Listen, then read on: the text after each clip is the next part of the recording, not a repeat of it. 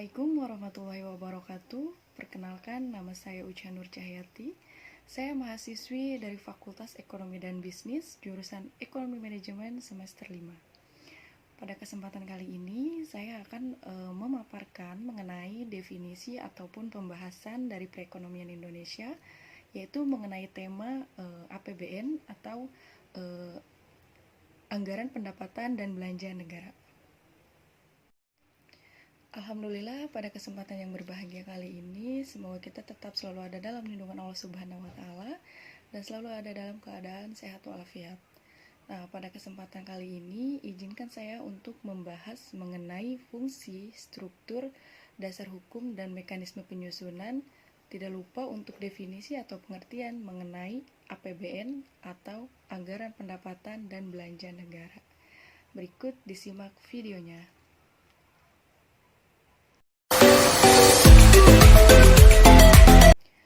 Pertama yang akan saya bahas adalah mengenai pengertian APBN. APBN adalah Anggaran Pendapatan dan Belanja Negara yang merupakan rencana keuangan tahunan pemerintah Indonesia yang disetujui oleh Dewan Perwakilan Rakyat atau DPR. APBN berisi daftar sistematis dan terperinci yang memuat rencana penerimaan dan pengeluaran negara selama 1 tahun anggaran. Contoh, untuk periode 1 Januari sampai 31 Desember. APBN, perubahan APBN, dan pertanggungjawaban APBN setiap tahun diterapkan dengan undang-undang. Dijabarkan dalam Undang-Undang Nomor 17 Tahun 2003 tentang Keuangan Negara. Yang dimaksud dengan APBN adalah sebagai berikut. Yang pertama, rencana keuangan tahunan pemerintahan negara yang disetujui oleh DPR, terdapat pada Pasal 1 ayat 7. Kemudian yang kedua, terdiri atas anggaran pendapatan, anggaran belanja, dan pembiayaan, terdapat pada Pasal 11 ayat 2. Kemudian yang ketiga meliputi masa 1 tahun, mulai dari tanggal 1 Januari sampai dengan tanggal 31 Desember, terdapat pada Pasal 4. Kemudian ditetapkan tiap tahun dengan undang-undang pada Pasal 11 ayat 1. Yang terakhir mempunyai fungsi otorisasi, perencanaan, pengawasan, alokasi, distribusi, dan stabilisasi, terdapat pada Pasal 3 ayat 4.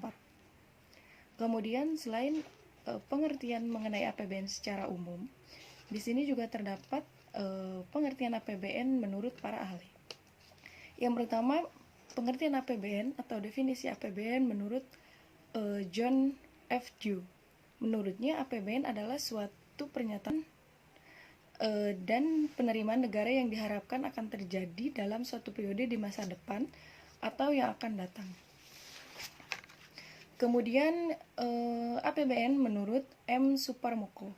Menurutnya, APBN adalah suatu daftar atau pernyataan yang terrinci tentang penerimaan dan pengeluaran negara yang diharapkan dalam jangka waktu tertentu, biasanya dalam 1 tahun. Yang ketiga, menurut Nurjaman Arsyad. Nurjaman Arsyad menyatakan APBN adalah rencana kerja pemerintah yang akan dilakukan dalam 1 tahun yang dituangkan dalam angka-angka. Kemudian, menurut Reverson Baswir, menurutnya APBN adalah rencana kegiatan atau keuangan yang mencerminkan pilihan kebijakan untuk suatu periode di masa yang akan datang. Kemudian, untuk fungsi APBN merupakan instrumen yang akan mengatur pengeluaran dan pendapatan negara dalam rangka membiayai pelaksanaan kegiatan pemerintah dan pembangunan dalam mencapai pertumbuhan ekonomi, meningkatkan pendapatan nasional, mencapai stabilitas perekonomian, dan menentukan arah serta prioritas pembangunan secara umum.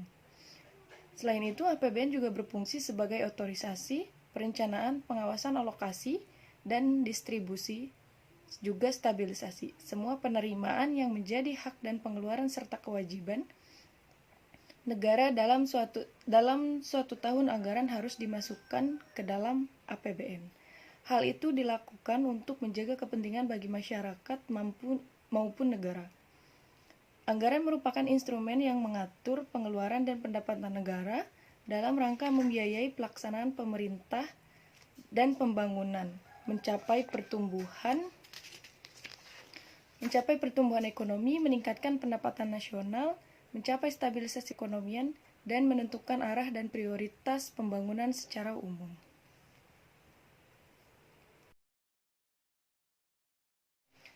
Selain yang sudah dijabarkan tadi mengenai fungsi APBN, terdapat juga fungsi APBN yang perlu diketahui, yaitu fungsi pengawasan. Anggaran negara harus menjadi pedoman dalam menilai apakah kegiatan penyelenggaraan pemerintah negara sesuai dengan ketentuan yang telah ditetapkan. Dengan demikian akan mudah lagi rakyat untuk menilai apakah tindakan pemerintah menggunakan uang negara untuk keperluan tertentu itu dibenarkan atau tidak. Dengan demikian akan mudah bagi orang untuk menilai apakah tindakan pemerintah menggunakan uang negara untuk keperluan tertentu itu dibenarkan atau tidak. Kemudian yang kedua, fungsi alokasi. Anggaran negara harus diarahkan untuk mengurangi pengangguran dan pemborosan sumber daya serta meningkatkan efisiensi dan efektivitas perekonomian. Kemudian fungsi distribusi. Kebijakan anggaran negara harus memperhatikan rasa keadilan dan kepatutan. Kemudian fungsi stabilisasi memiliki makna anggaran pemerintah menjadi alat kontrasepsi memelihara dan mengupayakan keseimbangan fundamental perekonomian. Kemudian fungsi otorisasi menyiratkan bahwa anggaran negara menjadi dasar untuk melaksanakan pendapatan dan belanja untuk tahun ini.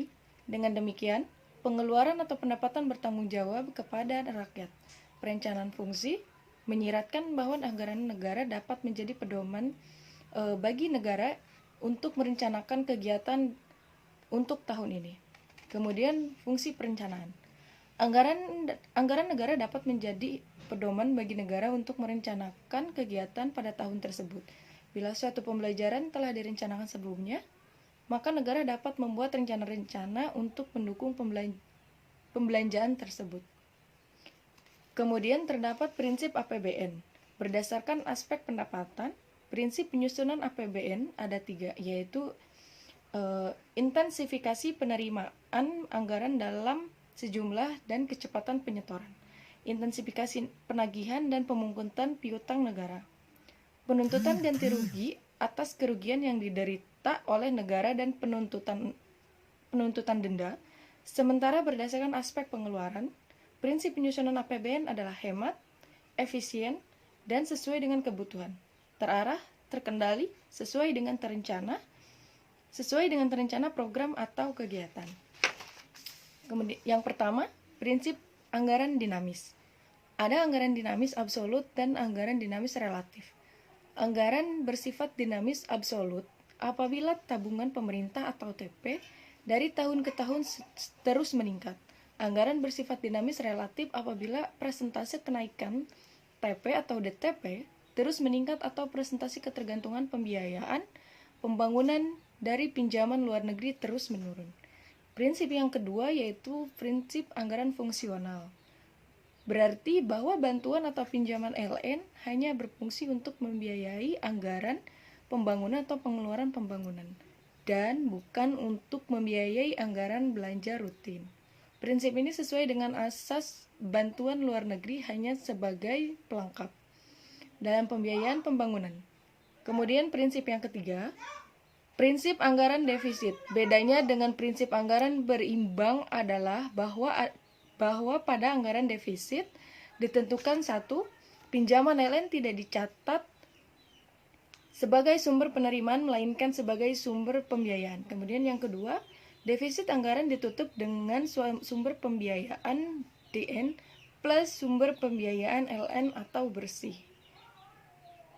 Kemudian terdapat juga struktur APBN. Secara garis besar, struktur APBN merupakan pendapatan negara dan hibah, belanja negara, keseimbangan primer, surplus atau defisit anggaran, pembiayaan. Struktur APBN dituangkan dalam suatu format yaitu disebut I-account.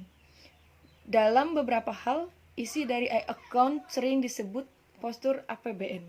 Beberapa faktor penentu APBN yaitu sebagai berikut. Yang pertama, ada belanja negara. Besar kecilnya belanja negara dapat dipengaruhi oleh beberapa faktor, yaitu kebutuhan penyelenggara negara, risiko bencana alam, dan dampak krisis global. Kemudian asumsi dasar makroekonomi, kemudian pembangunan. Kondisi kebijakan lainnya. Belanja pemerintah adalah belanja yang digunakan untuk membiayai kegiatan pembangunan pemerintah pusat, baik yang dilakukan di pusat maupun di daerah. Kemudian yang kedua, ada pembiayaan negara. Besaran pembiayaan negara dipengaruhi oleh beberapa faktor, yakni asumsi dasar makroekonomi, kebijakan pembiayaan, kondisi, dan kebijakan lainnya. Pembiayaan negara terbagi menjadi dua jenis pembiayaan, yakni pembiayaan dalam negeri dan luar negeri. Pembiayaan dalam negeri meliputi pembiayaan perbankan dalam negeri dan pembiayaan non-perbankan dalam negeri, atau hasil pengelolaan aset, pinjaman dalam negeri neto, kewajiban penjaminan, surat berharga negara neto, dan dana investasi pemerintah. Kemudian yang ketiga, pendapatan pajak. Pendapatan pajak dalam negeri terdiri dari pendapatan pajak penghasilan atau PPH, pendapatan pajak pertambahan nilai dan jasa, dan pajak penjualan atas barang mewah, pendapatan pajak bumi dan bangunan, pendapatan cukai, pendapatan pajak lain. Selanjutnya, pendapatan pajak internasional, pendapatan bea masuk, dan pendapatan bea keluar.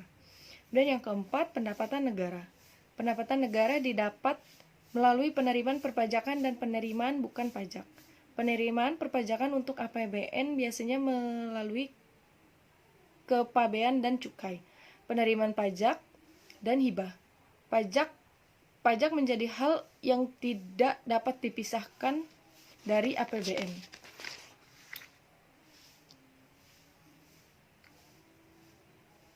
Selain selalu menerima perpajakan, pendapatan negara juga dapat melalui penerimaan negara bukan pajak dan lainnya. Pendapatan tersebut antara lain adalah pendapatan Badan Layanan Umum atau BLU, pendapatan sumber daya alam atau SDA, pendapatan dari kekayaan negara, dan hibah yang didapat. Besaran pendapatan negara dipengaruhi oleh beberapa faktor. Yang pertama, indikator ekonomi makro yang tercermin pada asumsi dasar makro dan ekonomi. Kemudian yang kedua, kebijakan pendapatan negara. Yang ketiga, kebijakan pembangunan ekonomi. Yang keempat, perkembangan pemungutan pendapatan negara secara umum. Yang kelima, kondisi dan kebijakan lainnya. Kemudian, penerimaan negara bukan pajak atau PNBP berasal dari penerimaan sumber daya alam dan gas bumi atau SDA migas. Penerimaan sumber daya alam non-minyak bumi dan gas bumi atau SDA non-migas. Pendapatan bagian laba BUMN perbankan. Pendapatan laba BUMN non-perbankan. PNBP lainnya. Pendapatan dari pengelolaan BUMN. Pendapatan jasa, pendapatan bunga, pendapatan kejaksaan dan pengadilan hasil, pidana korupsi, dan lain-lain. Kemudian yang keenam, terdapat penyusun APBN. Proses penyusunan dan penetapan APBN dapat dikelompokkan dalam dua tahap. Tahap yang pertama, pertengahan bulan Agustus. Tahap yang pertama, pembicaraan pendahuluan antara pemerintah dan DPR. Dari bulan Februari sampai dengan pertengahan bulan Agustus. Yang kedua, pengajuan pembahasan dan penetapan APBN dari pertengahan bulan Agustus sampai dengan bulan Desember. Pembicaraan pendahuluan antara pemerintah dan DPR. Tahap ini diawali dengan beberapa kali pembahasan antara pemerintah dan DPR untuk menentukan mekanisme dan jadwal pembahasan APBN. Kegiatan dilanjutkan dengan persiapan rancangan APBN oleh pemerintah, antara lain meliputi penentuan asumsi dari APBN, perkiraan pemerintah, dan pengeluaran. Kemudian fungsi atau dasar hukum APBN. Undang-Undang Dasar 1945 merupakan dasar hukum yang paling tinggi dalam struktur perundang-undangan di Indonesia. Oleh karena itu, pengaturan mengenai keuangan negara selalu didasarkan pada undang-undang ini, khususnya dalam bab 8 Undang-Undang Dasar 1945, Amandemen 4 pasal 23 mengatur tentang anggaran pendapatan dan belanja negara atau APBN. Bunyi pasal 23 yaitu pada ayat pertama, Anggaran pendapatan dan belanja negara sebagai wujud dari pengelolaan keuangan negara ditetapkan setiap tahun dengan undang-undang dan dilaksanakan secara terbuka dan bertanggung jawab untuk sebesar-besarnya kemakmuran rakyat. Ayat 2 berbunyi, rancangan undang-undang anggaran pendapatan dan belanja negara diajukan oleh Presiden untuk dibahas bersama dengan Dewan Perwakilan Rakyat dengan memperhatikan pertimbangan Dewan Perwakilan Daerah. Kemudian pada ayat 3 berbunyi, apabila Dewan Perwakilan Rakyat tidak menyetujui rancangan anggaran pendapatan dan belanja negara yang diusulkan oleh Presiden, pemerintah menjalankan anggaran pendapatan dan belanja tahun lalu. Kemudian yang terakhir ada mekanisme penyusunan APBN. Sebelum melakukan penyusunan APBN, ada beberapa aspek penting yang perlu diperhatikan seperti asumsi ekonomi makro. Asumsi-asumsi tersebut kemudian menjadi acuan analisis dalam penyusunan APBN.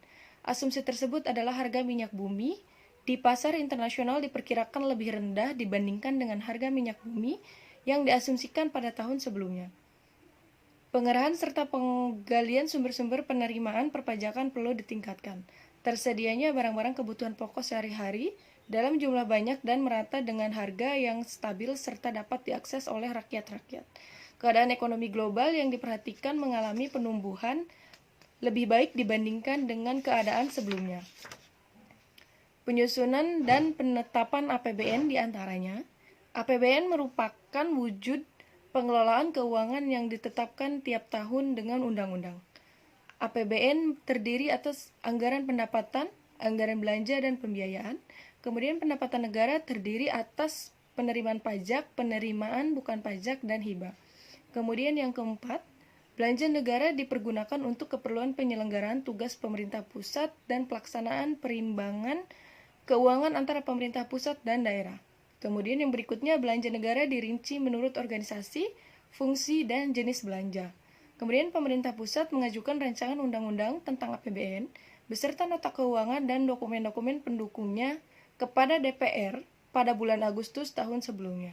Kemudian pembahasan rancangan undang-undang tentang APBN dilakukan sesuai dengan undang-undang yang mengatur susunan kedudukan DPR. Kemudian DPR dapat mengajukan usul yang mengakibatkan perubahan jumlah penerimaan dan pengeluaran dalam rancangan undang-undang tentang APBN. Kemudian APBN disetujui DPR terinci sampai dengan unit organisasi, fungsi, program, kegiatan, dan jenis belanja. Apabila DPR tidak menyetujui rancangan undang-undang APBN, pemerintah pusat dapat melakukan pengeluaran setinggi-tingginya sebesar angka APBN tahun anggaran sebelumnya. Baik, teman-teman sekalian, untuk pembahasan mengenai APBN, saya rasa cukup. Semoga teman-teman semua selalu dalam keadaan sehat walafiat, selalu dalam lindungan Allah Subhanahu wa Ta'ala. Terima kasih untuk waktunya. Wassalamualaikum warahmatullahi wabarakatuh.